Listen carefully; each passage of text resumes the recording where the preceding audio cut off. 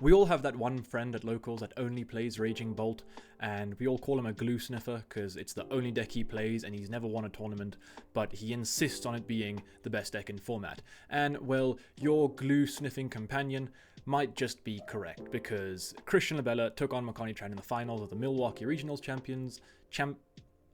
Championship this weekend, and, well, yep, Raging Bolt came out on top. The world might be ending. Everyone grab your tinfoil hats. Raging Bolt is best deck in format. Well, on a real though, how did this deck win the tournament? If we take a look at the stats, we'll see that Dragapult was the most played deck in the room with 16% of the meta share, then Gardevoir, then Joltik Box. Alright, and if we take a look at the conversion rate, well, Gardevoir fell, kinda. Dragapult stayed on top, and then Joltik was second. So the most successful decks was, yeah, Dragapult and Joltik, with Gardevoir a little bit behind, but yeah, Dragapult 21% of the share, and Joltik Box 16% of the share. And if we take a look at Raging Bolt, it has a pretty good matchup against both of these decks. Nowadays, we see, this is the list that Christian Labella used to actually win the event, we see the Slitherwing. Because of the Pikachu in the Joltik box and Terra box, Slitherwing is incredibly strong, able to knock that out in one shot, and also able to knock out Iron Hands in one shot. So this card is really good against that matchup, and we all know Raging Bolt already isn't the best matchup for Dragapult in general. So yeah, because if you're able to set up your baby Raging Bolt and just start sniping those Dreepies, which is what we saw in the finals of the actual event, then it's really difficult for Dragapult to set up, especially nowadays, since Dragapult doesn't really play anything too aggressive. If we take a look at Makani Tran's list, the deck is a little bit slower. We don't see any rare candies, so he has to go through his Dracloaks into his Dragapults, and this gives time for Raging Bolt to actually start sniping these Dracloaks and taking these early prizes, and at a point the game can kind of just get away from you, and that's what we saw in the finals, and there was just nothing else that Makani could have done. So let's take a look at the list. So we were playing the Noctowl package. Noctowl is just incredibly strong. Probably these 6 cards, maybe 8 cards, including Fan Rotom, are some of the strongest in the... You know what? Let's make it 9 cards. All these colorless Pokemon, incredibly strong. Probably some of the strongest in the format, and it's just an incredible engine for any deck, to be honest, that is running a Terra. So obviously, Ogerpon is a Terra Pokemon, which allows you access to Jewel Seeker to search your deck for any 2 trainers, and that's really strong when you can get Prime Catcher and Crispin, or Prime Catcher Sada, or whatever, in the same turn. So, very good combo over here, and then early Raging Bolt is able to just really roll through a lot of these decks, such as Gardevoir and Dragapult, and any other deck that really needs to evolve. We've already gone over the Slitherwing, that can just go through the Pika, which is one of the main threats to this deck. It also can go through the Mimikyu and any of the wall decks that you have to play against, so it's a really good card. Then we've got our Raging Bolt, 3 of those, 3 Ogerpons, and then Mew and Serendipity as our extra draw power, Squawk as our first turn aggression, and Latias, because Latias is an incredible card in this deck.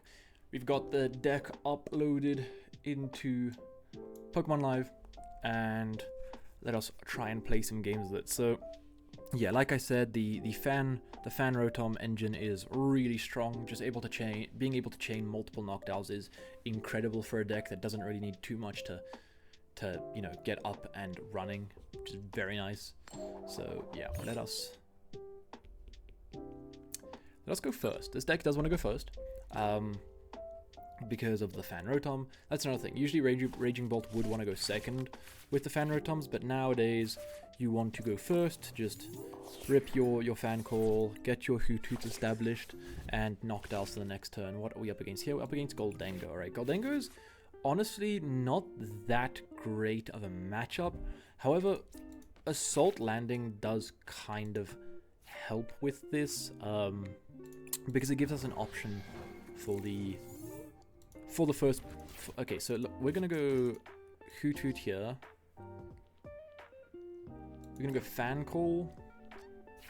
Let's get ourselves another Hoothoot, another Noctowl, and the 2 Noctowls. Let's get ourselves 2 Noctowls, yeah. Alright. Let's bench the Hoothoot. Let's attach this here. Let's go Area 0 Underdepths. And honestly, I'm happy to pass here. So next turn, we have the Nest Ball for... If he does hit the TM Evo, then we have Nest Ball for Ogerpon, double Knockdown, and we should be able to get a Prime Catcher KO onto his benched Goldengos. If he doesn't, I'm just going to go Assault Landing and take an early prize, and then he'll probably Evo into whatever he'll Evo into, the Goldengo, and then from there we can start taking the 2-2-2 prize race. So that is a thing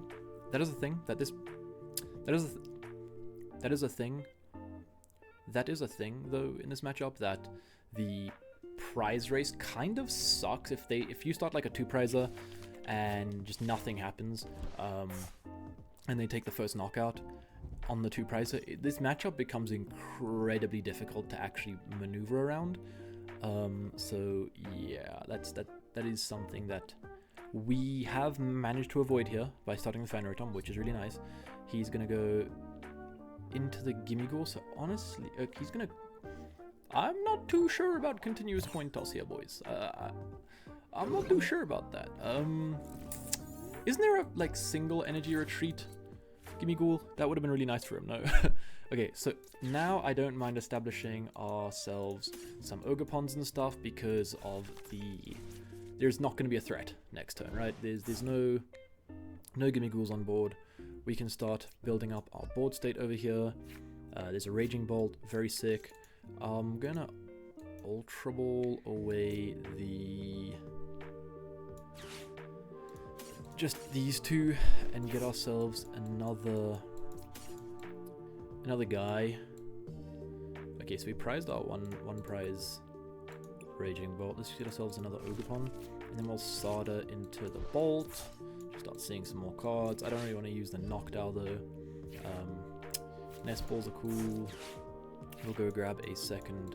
Well, let's grab a Latias now. That's probably a nice thing to establish here. And then obviously we have our Knockdowns for the turn after that. What is in discard right now? Just the Sada. Okay, honestly, Assault Landing seems fine. We have Stadium established. We have Latias in play, so you can't Gust Trap anything for now. And yeah, that is pretty good. We aren't feeling too bad. We also have another Knockdown another Hoot Hoot to get down on the bench this upcoming turn. We'll see a flippity de scrippity. And then from the flippity de scrippity into a scoopity doopity. Alright, moving into the second game. I'm pretty sure we have hit the exact same person, so we might be seeing a Goldengo matchup again. Honestly, it's a cool matchup to play and to showcase, as long as they are able to, you know, set up and we have an actual game. See, this is what I was saying. Like, starting the Ogerpon might suck here, as if they start off really quickly, then they can just Gust kill this Ogerpon before I do anything. And yeah, it is the same player, I'm pretty sure. They're playing Dunsparce Dengo. We didn't see the Dunsparce's last game. In fact, we didn't really see too much from them. We saw nothing. Alright, I see. If that was our start, I would have appreciated that a bit more. Regardless, we move. Cool. That is a very nice card to hit here. So I'm gonna let's just go straight up. Okay, yeah, let's go Teal Dance first. Attach this here. Get ourselves a Vessel. We can get rid of this. Then out to the deck. We prized one Lightning. We'll manually attach that there. We'll go Nest Ball for a Fan Rotom.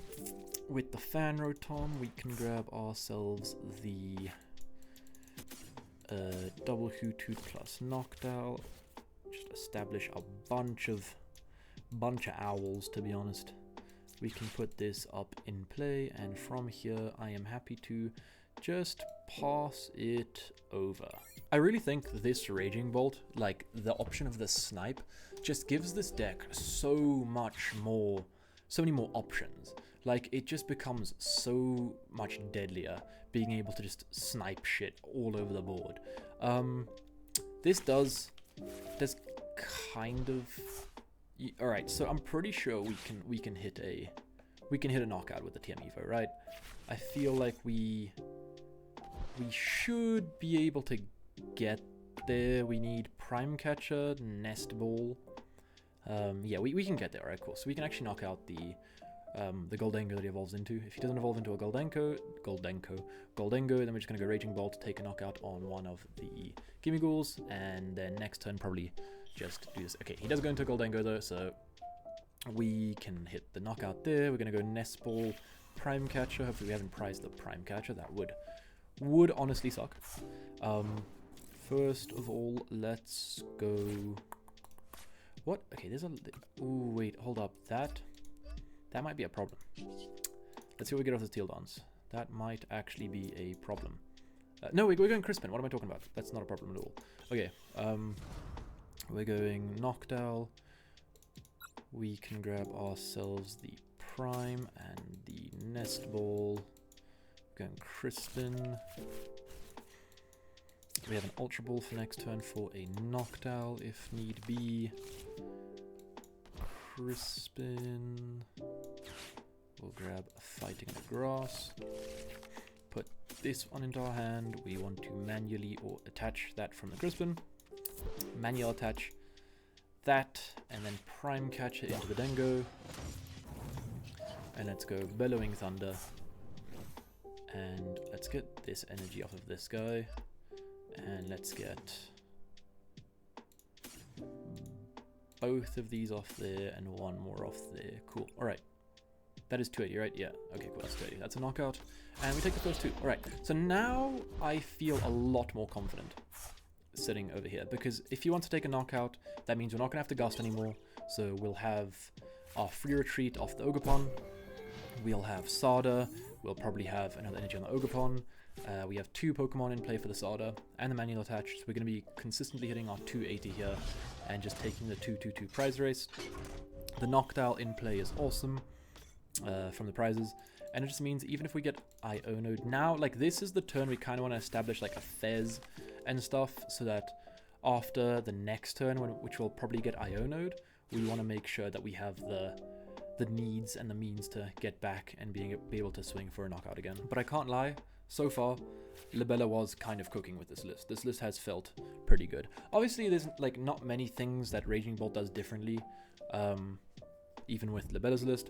It's just a consistent deck, right? It's just a basic Pokemon that swings hard and does it often.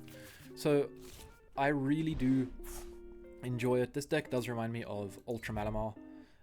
It was pretty the same idea, except instead of Ogerpons, you had your Malamars attaching to your Ultra Necrozma, and then you had Necrozma swinging for crazy amounts of damage as well. So that deck was good. It also had 1 prize options.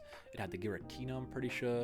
It also had the Mimikyu and stuff like that. And this deck just has the Raging Bolt and the Slitherwing if need be. The build of this deck, this build feels a lot better than the non-Noctowl build. The non-Noctowl build just... the issue is with that one is that if your opponent, you know, goes to TM Evo, you don't have Noctowls to find exactly what you want. Like with this deck, we want to be able to find our Prime Catcher like on the second turn, be able to swing straight for that. But without the Noctowls, we can't find it consistently and stuff. So, like, against Goldengo, if they went TM Evo and we couldn't find the Prime Catcher, we're probably just losing this game, right? So, Prime Catcher, I mean, Noctowl makes this deck so much more viable and gives it so many more options, and it's no longer such a linear deck. Like, it's still a fairly linear deck, but you have quite a few more lines with the Noctowl now, and with your additional extra 1 prize attackers. Right. I feel so he's going for the Ogerpon here, which isn't great. I mean, we should have it regardless. Okay, going for the Ogre. Okay, he just wanted the energy gone. It doesn't really matter. We're going to promote our Bolt, and we have our Ultra Ball. We can discard whatever we top deck and Squawk, and then get ourselves another Pon. We can even just discard the energy, right? We can discard the energy. Alright, that's worse though. So we'll rather discard these two. Let's get ourselves a Pon. And we have Noctowl in hand. Noctowl can grab us a... Okay, Noctowl needs to grab us Sada's. And the Stadium, Sada, Teal Dance attack. We should have Teal Danced first. I don't know why we did Teal Dance. A little bit of a mistake. Okay. It is what it is. We move. We move. Alright, let's go. Make sure we get that one there. That one there. Okay, cool. That's nice. And now we'll use our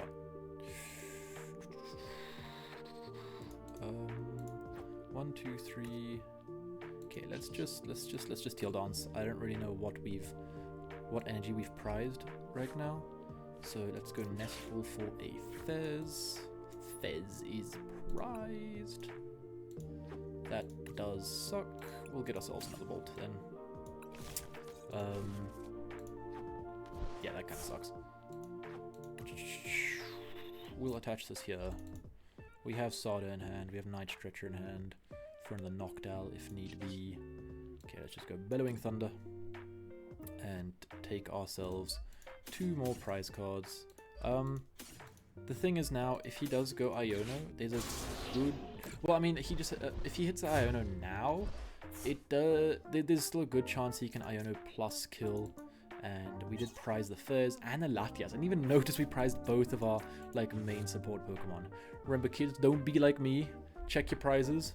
Check what's in there because it can lose you games. Like being able to just get a Fez off of the nest ball there and put that on the bench would have been so much better because, like I said, this deck barely needs anything to function.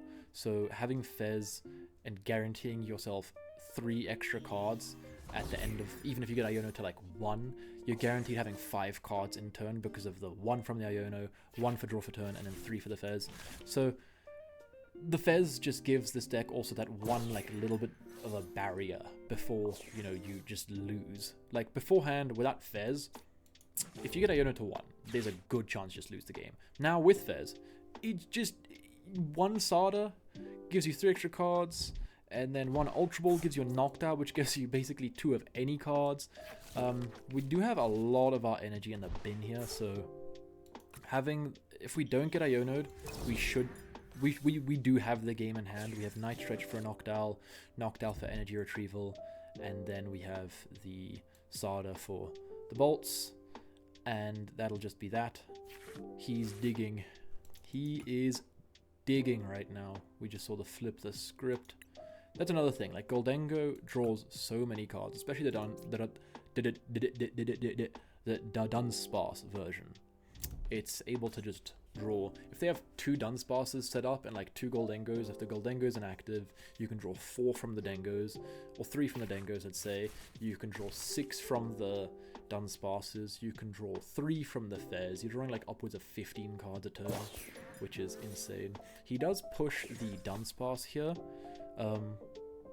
So I think I'm going to just try and establish a bit more of a board state here. I'm not going to go for a knockout.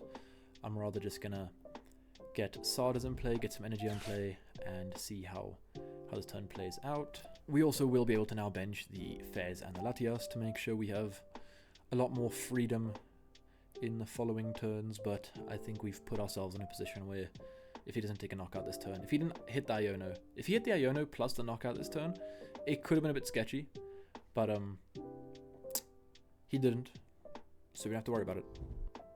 He plays Arven instead. He does actually go an Arven for the Rigid Band, which might actually make things a little bit more difficult, because now we need 5 energy to find a knockout on the guy over here, on the dog. But we also we can play that game. We'll go Sada here. We'll go Lightning here, Fighting here. Yeah, Lightning here, Fighting here. Probably should have actually put it on the benched one, right? That would have made a lot more sense now that I think about it. Let's go and just check what we... I guess the Crispin's going to be useless. What we still have in the deck. We actually do have some more energy to play around with. What else is in deck? We've got a Noctowl, we've got Ultra Ball, we've got 2 Sardas, we've got a Boss. Alright, let's do this. Let's go for the Teal Dance. Bam. We'll go Nest Ball for another guy. We'll go Night Stretcher for this energy. And we'll go bam. We'll bench the fairs, we'll manually attach to this guy.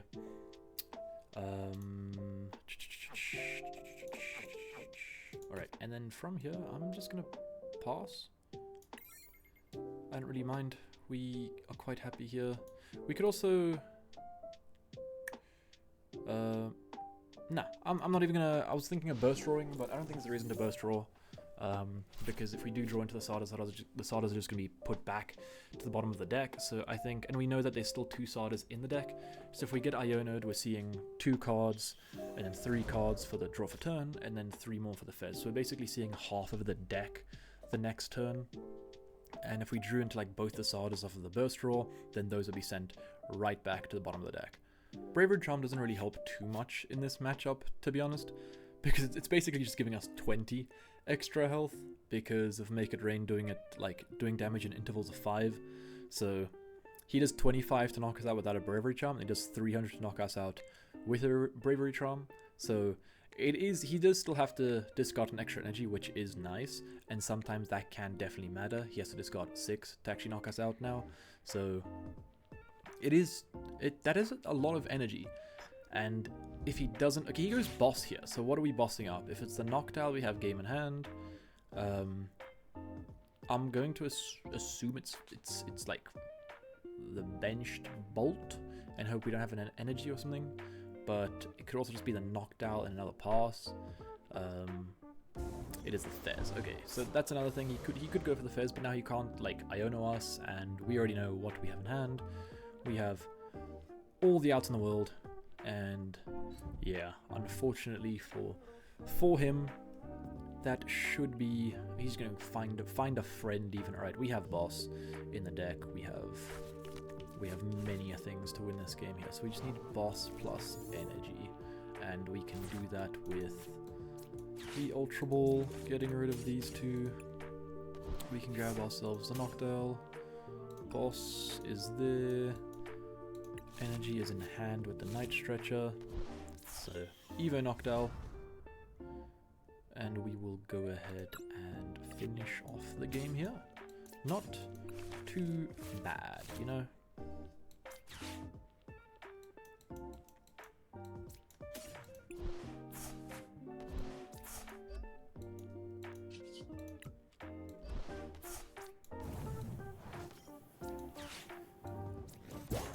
And yeah, I mean, the deck really ran smoothly this game.